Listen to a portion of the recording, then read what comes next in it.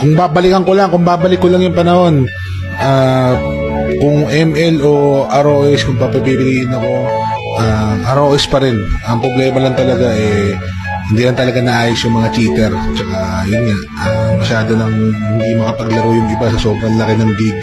Pero yun nga, kung papapiliin ako, ROS pa rin. Best mobile game para sa akin, ROS. Ayan, best game talaga, as in talagang best game siya.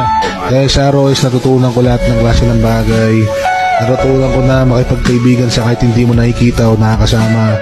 Natutunan ko rin na huwag masyadong magtiwala sa kahit kanino. At natutunan ko rin lalo na maging tao, magpakatao. Best mobile game para sa akin, ROS. Best game.